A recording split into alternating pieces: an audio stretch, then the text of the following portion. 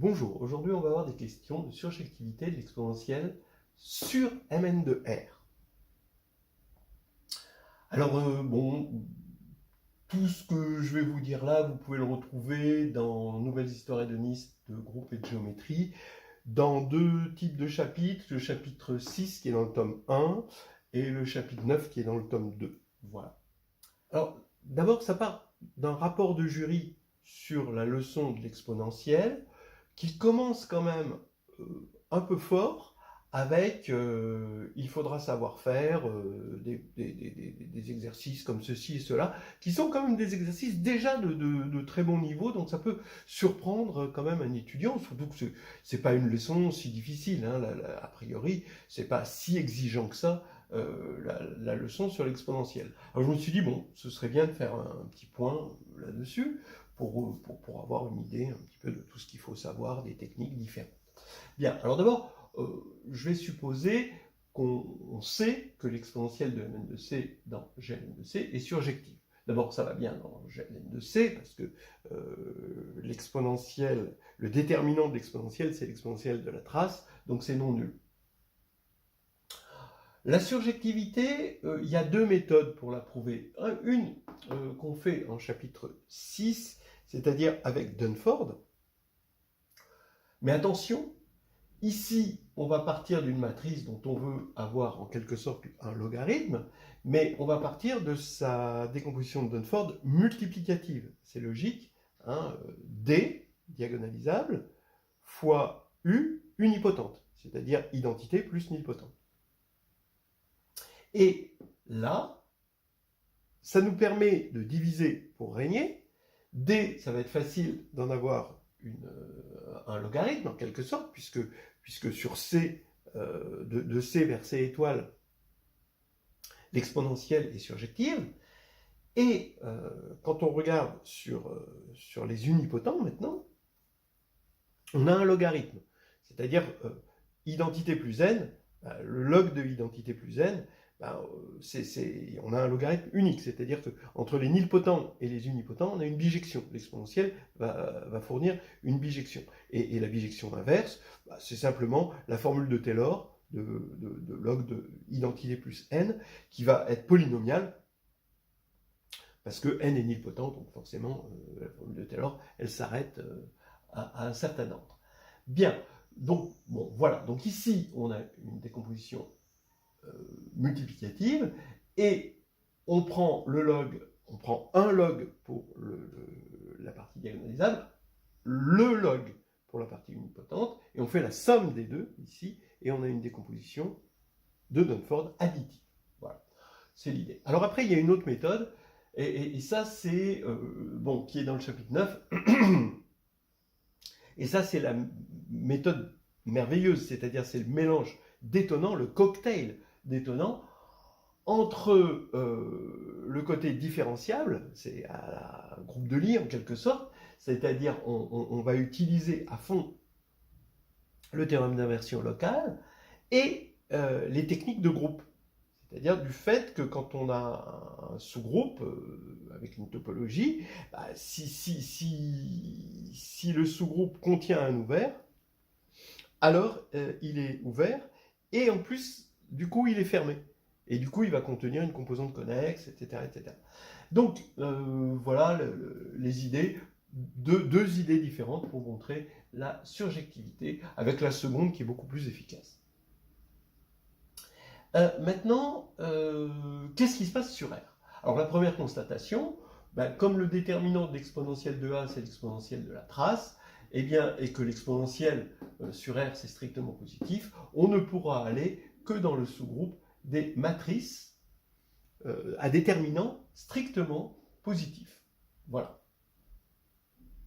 Ce sera, bon, l'image de l'exponentielle va aller là-dedans. Maintenant, est-ce que ça suffit? Est-ce qu'on a égalité? Eh bien, non. Alors d'abord, on va commencer avec des exemples. Si le spectre ici de notre matrice est strictement positif, donc si c'est diagonalisable avec spectre positif, alors je me ramène, comme l'exponentielle commute avec la conjugaison, je me ramène au cas où c'est diagonal, d'accord? Eh bien, ici, c'est très facile d'obtenir un antécédent. J'ai qu'à prendre 0 et log de 2 ici.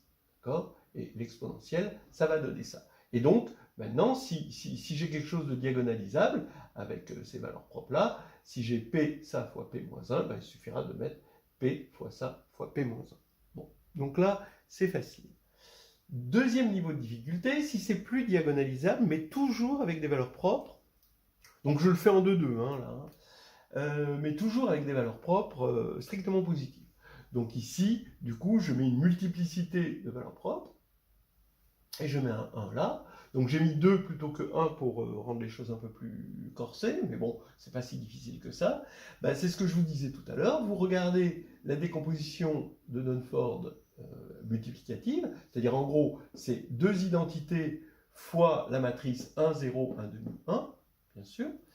Et maintenant, vous prenez le log, alors 2 fois identité, donc ici vous prenez le log, là c'est facile, et vous avez un log ici de la partie unipotente, et le log de identité plus n, bah, c'est n moins n2 sur 2 plus n3 sur 3, etc. Mais après 2, bah, étant donné qu'on a des matrices de 2, les nilpotentes, à partir de n2, ça s'annule. Donc on a ce log-là qui est égal à ça.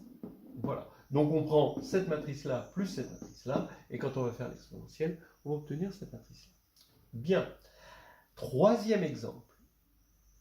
Alors pareil, hein. Alors, troisième exemple, maintenant, les valeurs propres sont négatives,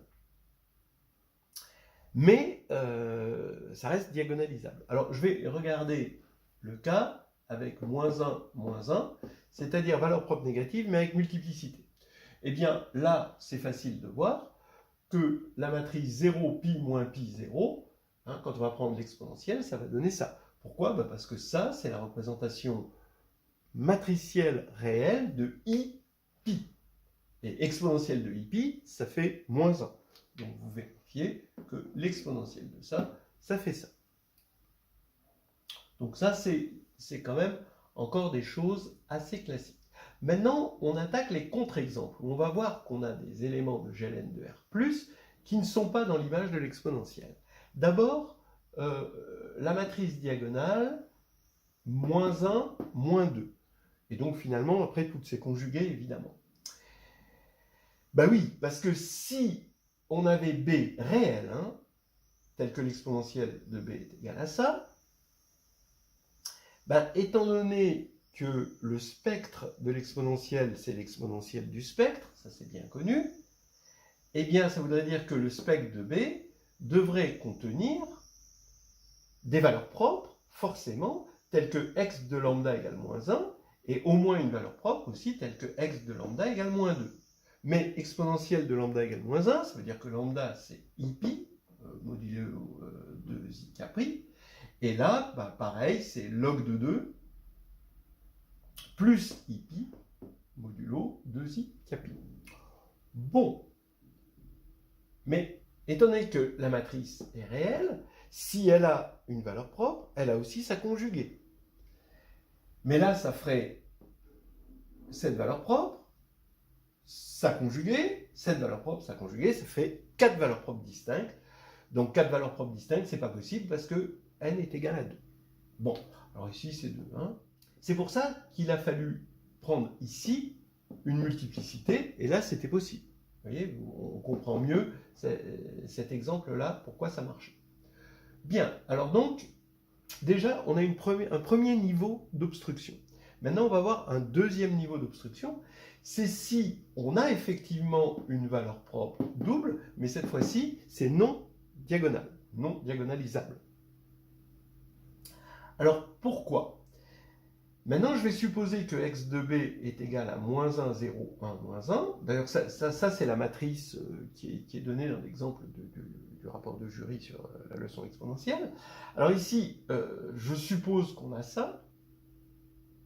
Eh bien, b va avoir pour valeur propre, forcément, pour les mêmes raisons que précédemment, bah, quelque chose i pi et moins i pi. Alors bien sûr, modulo, toujours 2i capi, tout ça. bien sûr, comme B est réel, hein, il faut que les valeurs propres arrivent avec leur conjugué.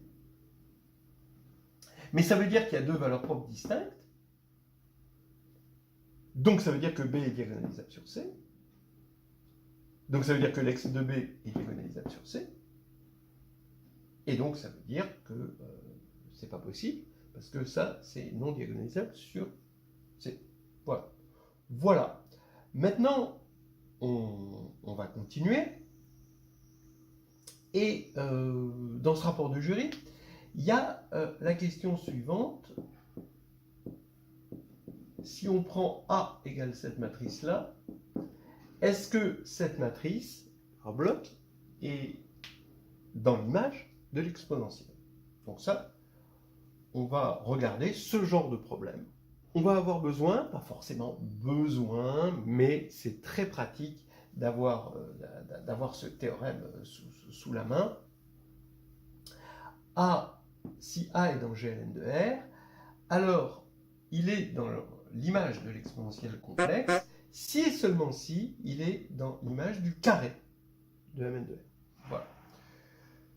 Alors, dans un sens, c'est facile. S'il est dans l'image de l'exponentielle, il est dans l'image du carré. Parce que s'il existe C tel qu'X de C égale A, avec C réel, alors il suffit de prendre B égale X de C sur 2, et quand on va mettre au carré, à cause des propriétés additives de l'exponentielle, bon, sous condition de commutation, mais là, C sur 2 commute avec C sur 2, eh bien on va avoir B2 égale X de C égale A. Voilà. Maintenant, la réciproque n'est pas évidente. Je vais essayer de vous montrer la preuve la plus courte que je connais. En tout cas, bon, j'ai vu sur Internet et sur les livres des preuves assez lourdes. Donc ça vaut le coup quand même d'en regarder une assez simple. Et elle est dans H2G2. Hein, elle est dans Nouvelle Histoire de Nice, de groupe et de géométrie. Alors maintenant, la réciproque. Plus délicate quand même. Il faut quand même faire un petit peu attention à prendre le chemin le plus court, parce que sinon on pourrait se perdre dans la forêt, dans la jungle. Alors ici, vous partez d'une matrice B telle que A égale B2.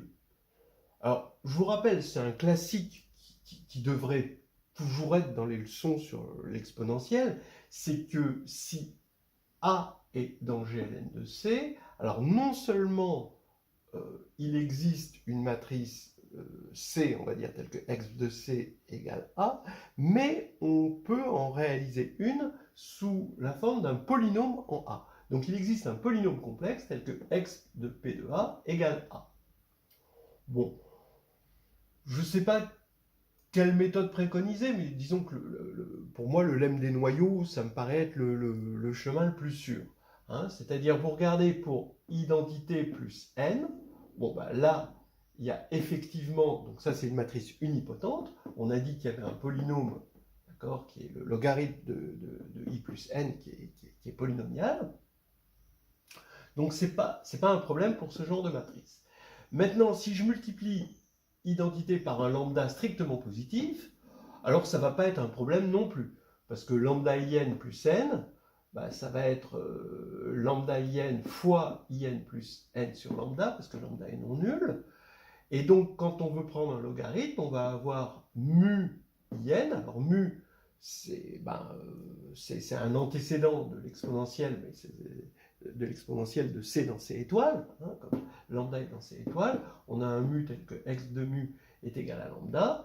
Et donc, on va avoir un antécédent pour l'exponentielle de tout ceci. Ça va être mu in plus le log de ce truc qui est unipotent. Voilà. Donc ici, on a un polynôme, et ici, on a juste le polynôme constant égal à mu. Hein, d'accord, attention, le polynôme dépend de A. Donc ici, le polynôme a le droit de dépendre de lambda, et j'ai le droit de prendre mu comme polynôme. Bon, et ensuite, maintenant que, à chaque fois que j'ai un spectre singleton, je sais trouver un polynôme, eh bien, j'applique le lemme des noyaux, le lemme des noyaux est fait pour ça, et je vais avoir le polynôme P suivant, donc pour la matrice générale A, c'est la somme des P lambda, pi lambda. Pi lambda, c'est les projecteurs spectraux. Hein, donc ici, je projette sur un sous-espace sur lequel A va être l'induit, en quelque sorte, de l'endomorphisme correspondant à A va être de spectre singleton. Donc ici, j'ai un P lambda. Donc je vais faire ceci, et ça va marcher. Bien. Donc ça, c'est ce classique. Hein, il existe un polynôme P tel que x de P de A égale A. Alors si on connaît ce classique, il y a une preuve vraiment expresse de la réciproque, c'est que on prend A égale B2, comme B est réel, c'est B fois B bar, on applique ce résultat, c'est x de P de B fois donc x de P de B le tout bar, avec P un polynôme complexe. Maintenant, P de B le tout bar, c'est P bar de B, parce que B est réel.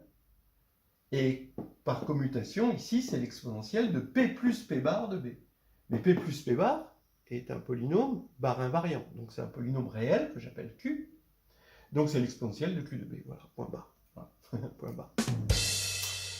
Non seulement j'ai montré que A est dans l'image de l'exponentielle, mais en plus de ça, je me paye le luxe d'avoir un polynôme qui le réalise. Voilà, voilà. Donc ça nous fait un théorème bien pratique parce qu'on aime mieux, hein, on voit d'ailleurs dans les exemples précédents, c'était quand même, on peut reprendre les exemples précédents et essayer de voir si c'était pas plus facile de regarder si A est dans l'image du carré plutôt que de l'exponentielle. Et maintenant, on peut se poser la question, soit A dans GLN de R, et on va regarder cette matrice AA00, et bon, son déterminant est strictement positif, donc est-ce que c'est dans l'exponentielle de Mn de R? Alors, je vous conseille de regarder un petit peu tous les cas, vous allez voir, on obtient quand c'est diagonalisable ou non diagonalisable, on va obtenir des multiplicités. Donc, on peut tenter de résoudre le problème, et il y a ce rapport du jury qui nous propose de regarder le cas où A, c'est moins 1, ici, et de se demander si ça, c'est dans l'image de l'exponentielle. Là, cette fois-ci, la réponse est oui. Pour A, la réponse était non, on l'a vu tout à l'heure, mais pour A dédoublé, la réponse va être oui. Alors, regardez une façon facile de le voir. Vous regardez ici la décomposition de Dunford, mais multiplicative, parce que on cherche un élément tel qu'au carré, ça fait A. Alors ici, on va regarder la décomposition multiplicative de cette matrice. Pourquoi multiplicative? Parce qu'on cherche des racines carrées. Hein. Donc racine carrée, c'est plutôt compatible avec la multiplication qu'avec l'addition, hein, déjà dans R. Alors ici, la décomposition multiplicative, vous allez mettre moins identité en facteur, ça c'est diagonalisable, fois ceci qui est unipotent. Donc très bien. Maintenant, il n'y a plus qu'à chercher une racine carrée de ça et une racine carrée de ça. Alors, pour la partie unipotente, il y a une fonction racine carrée. Hein, c'est-à-dire quand vous avez identité plus n, vous avez une racine carrée de identité plus n. Vous pouvez dire, voilà, ça va être identité plus n sur 2, plus etc. Vous avez une formule de Taylor et qui va s'arrêter, qui va être polynomiale. Mais là, elle s'arrête assez rapidement. Et on voit que ceci, c'est une racine carrée de ça. D'accord? Ça, c'est très facile. Et maintenant, une racine carrée de ça, c'est ça, évidemment.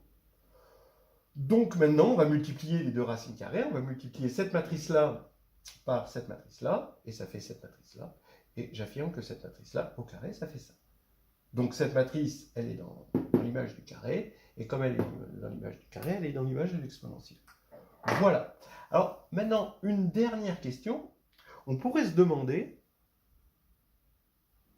quelles sont toutes les racines carrées d'une matrice donnée. Alors, bon, pourquoi? Parce que ici, sur les matrices unipotentes, on va avoir unicité d'une racine carrée. D'accord? Attention, je parle d'une racine carrée unipotente. Voilà. Donc de unipotent à unipotent, ça va être unique. Mais il reste ici. Donc, quelles sont toutes les matrices? Alors là, on a exhibé une matrice, mais on pourrait se dire, est-ce qu'on pourrait les trouver toutes? Alors, bon, on va terminer en beauté avec ça. Ça s'appelle les structures complexes. Et ça, c'était un truc que Poincaré a cherché, mais dans un cadre beaucoup plus général. Hein. Donc vous pouvez taper sur Google structure complexe, je pense que vous allez avoir des choses. Et on en parle aussi dans H2G2, dans le chapitre 3 de H2G2. Voilà, alors on va chercher l'ensemble des solutions de l'équation M2 égale moins identité avec M dans Mn de R. Ça s'appelle les structures complexes parce que sur un espace vectoriel réel de dimension n, se donner une structure d'espace vectoriel complexe revient à se donner l'action de I, de la multiplication par I, le complexe I. Et cette action doit être finalement une action linéaire sur l'espace vectoriel et qui doit vérifier forcément, quand elle est faite 2 fois, eh ben, ça doit être moins l'identité. Donc, se donner finalement une structure complexe, une structure d'espace vectoriel complexe, après de variété complexe c'est plus compliqué, mais bon, déjà d'espace vectoriel, à partir du moment où on a un espace réel, revient à résoudre cette équation-là. Bien, alors résolvons-la, et déjà on remarque que si n est impair, c'est pas possible. Parce que quand on va prendre le déterminant ici, déterminant de M2, c'est le déterminant de M, le tout carré, donc c'est positif, alors que ça, c'est strictement négatif. Voilà, j'ai envie de dire positif ou nul, alors que le déterminant, comme n est impair, ça, c'est moins 1. Bien, donc impossible. Maintenant, si n est pair, alors si n est pair, alors on a une solution, c'est de prendre la matrice J. Alors la matrice J, je ne l'ai pas dit, c'est toujours la structure complexe canonique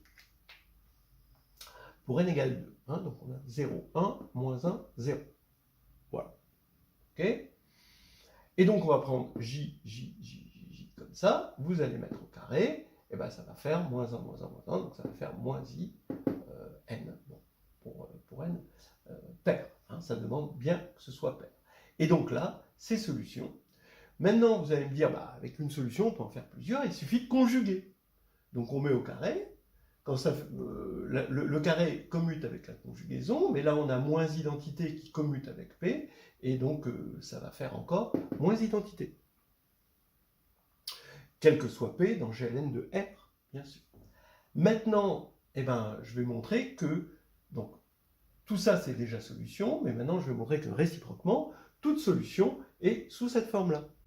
Comme ça, j'aurai résolu mon équation. Eh bien, c'est facile. Je vais supposer que M2 est égal à moins IN, donc avec n pair, hein, évidemment. Donc, M2 plus IN est nul. Donc, M est annulé par le polynôme x2 plus 1, qui est scindé simple sur C. Donc, ça veut dire que M est diagonalisable sur C, avec n sur 2 i, la forme diagonale, il y a n sur 2i, je vous rappelle que n est pair, n sur 2i et n sur 2 fois moins i. D'accord? Vous allez avoir une forme diagonale qui est comme ceci. Voilà. Mais maintenant, quand vous regardez cette matrice-là, elle a la même forme diagonale. Elle est diagonalisable avec la même forme diagonale, puisque ça, c'est semblable à i moins i. Donc vous permutez, vous obtenez la même chose. Donc, ça veut dire que M et J sont semblables sur C. Oui, mais comme elles sont toutes les deux réelles, on sait que semblable sur C, ça implique semblable sur R. Donc il existe un P qui vérifie ceci, et c'est terminé, on a fait la réciproque. Bon voilà, hein, je pense qu'avec ça, avec tout ça, vous êtes complètement paré sur toutes les questions de surjectivité de l'exponentielle sur Mn de R. Il ne peut plus rien vous arriver.